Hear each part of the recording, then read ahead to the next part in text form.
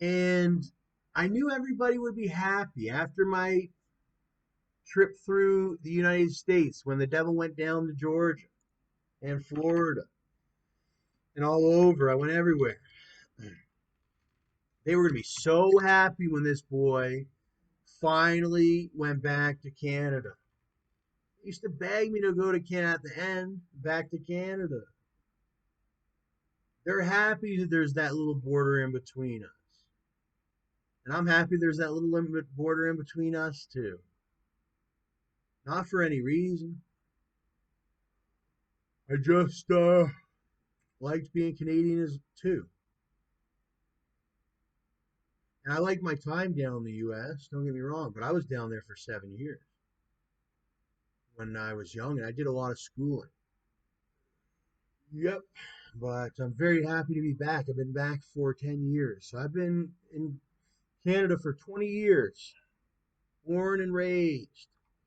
8 years, 7 years, I was 7 or 8 years, I was in this United States, 7 years.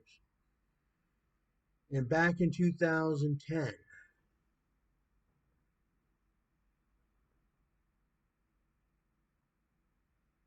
and French and English official language, capital Ottawa.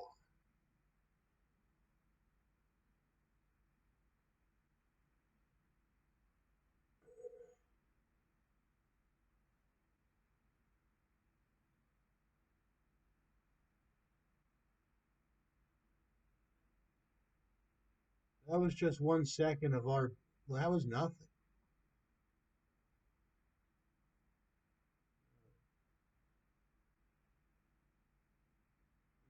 Nothing at all. Not even a blip in our whole life.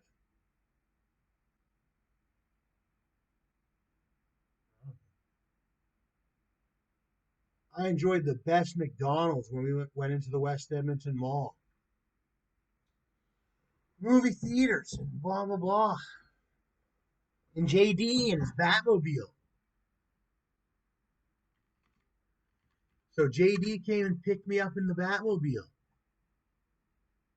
Okay, when they were messing with us at the West Edmonton Mall, the police, they were like they were. I just came up from the States. I'd never been to the West Edmonton Mall before, and we hopped out, and they were like, "Hey, you got marijuana?" This was before marijuana was legalized. We didn't have no marijuana. I'm a young kid. I never been in trouble. I'm wearing my shorts to go swimming. We go in. We're almost in. They say, "You got any marijuana?" We remember we don't have no. They searched the whole car. They don't got no marijuana. But they're trying to hold my brother or something like that. I go. I call JD. He's got the Batmobile. He pulls right up. JD was famous. He had his Batmobile,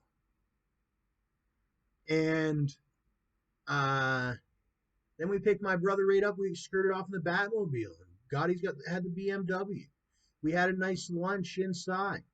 Bruce Chris with the steak. JD had crab and he had the champagne and the bottles were on the house. And that is JD's Batmobile, the story of JD's Batmobile. And our great friend Susie, she was the one that knew how to call out JD's Batmobile.